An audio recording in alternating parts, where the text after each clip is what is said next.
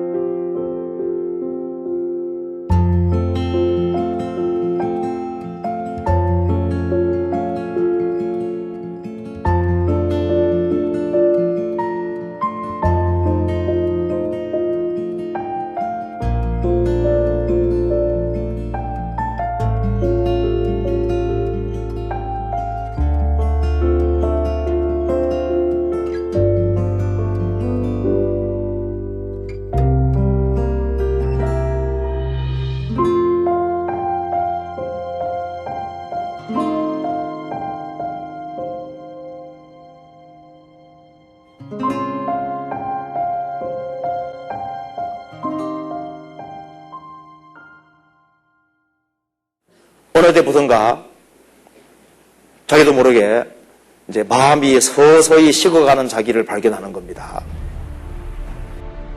하나님 은혜를 감사하는 마음도 없어지고 순종하는 마음도 없어지고 편안할 때는 사람 사랑하는 것 같더니 좀 어려움이 있을 때는 주님을 원망하고 어떨 때는 주님의 말씀을 순종하는 것 같다가 어떨 때는 주님의 말씀을 불순종하고 어떨 때는 교회 열심히 봉사하다가 어떨 때는 얼굴이 보이지도 않고 어떻게 그 마음이 식을 수가 있냐고 말입니다.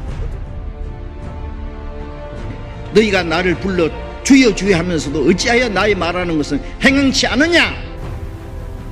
여러분, 신앙생활은 그리스도인은 깨어있는 사람답게 살아야 될 거 아니에요. 근데 소망 없는 사람처럼, 구원받지 못한 사람처럼 세상의 욕망에 빠져가지고 쓸데없는데 허망한데 한 꿈을 꾸고 꿈속에 헤매고 다니면 어떡하느냐 그 말이에요. 우리가 하나님 우리에게 엄청난 기업을 약속해 주셨습니다. 엄청난 축복이 있는데 그 축복을 왜 차지하지 못하느냐? 왜 신앙생활을 힘있게 하지 못하느냐? 이유는 도대체 뭐냐? 딱 한 가지입니다. 이유는 아간의 죄가 있는 거예요. 아간의 범죄가 어떤 결과를 가져왔습니까?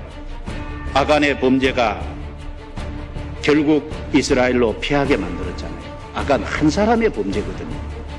한 사람의 범죄인데 아이성 전투에 갔다가 아이성은 조그만 성인데도 불구하고 아이성 전투에서 패해서 36명의 이스라엘 사람이 죽었습니다. 한 사람의 범죄로 36명이 죽고 이스라엘이 적 앞에서 패한 거잖아요.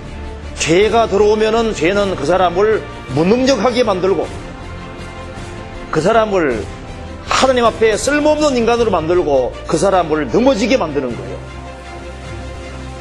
죄를 지으면 하나님의 저주가 임한다는 겁니다.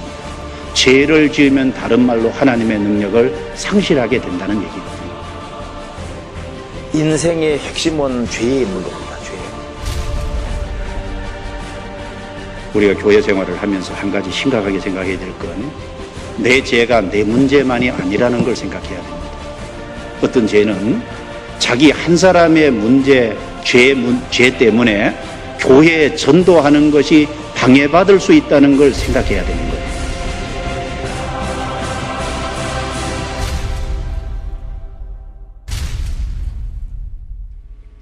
여러분, 하나님 앞에 우리가 감사할 것이 얼마나 많습니까? 근데 왜 하나님 앞에 그 감사하는 건 실천하는 마음은 왜 그렇게 없습니까?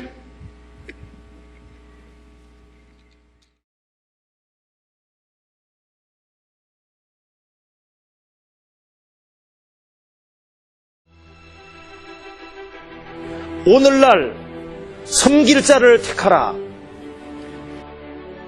너희가 어느 때까지 두 사이에서 못못하느냐. 인생은 머뭇거리기에는 너무 짧습니다.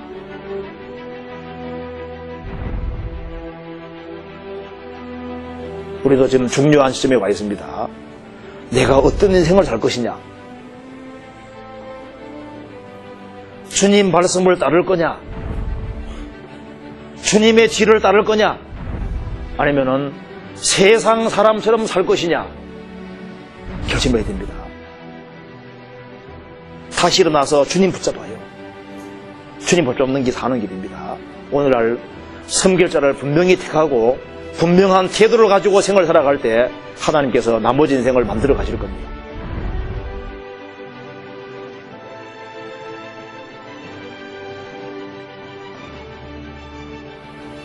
삼손이 하나님 앞에 믿음을 저버리는 그것 때문에 눈이 빠졌습니다.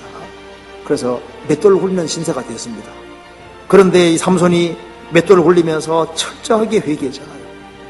참으로 회개할 때 역사에서 삼손이 살았을 때보다 자기가 죽을 때 죽인 자가 더 많았다라. 이게 뭡니까?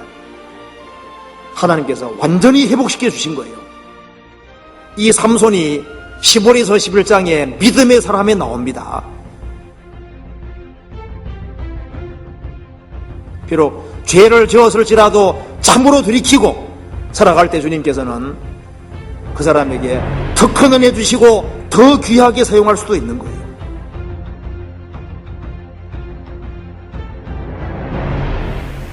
분명히 구별돼야 됩니다. 사는 방법이 달라야 됩니다. 어둠의 일을 하나씩 벗어버려야 돼요. 이제 우리는 의인이기 때문에 의롭게 살아야 됩니다. 구원받고 난 이후에 내가 무엇을 위해 사느냐, 내가 왜 사느냐, 내가 어디로 가고 있느냐, 그걸 아주 확실히 할 필요가 있습니다. 우리가 힘차게 주님의 복음을 위해서 끝까지 살아가는 겁니다.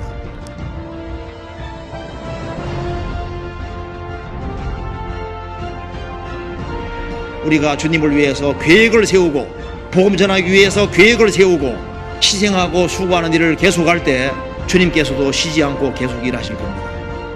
그 주의 일을 하다 우리는 주님 앞에 서는 겁니다. 언제 주님 오실지라도 부끄럼 없이 주님을 맞이할 수 있도록 험도 점도 책망받을 것이 없이 주 앞에 서기 위해서 준비해야 됩니다.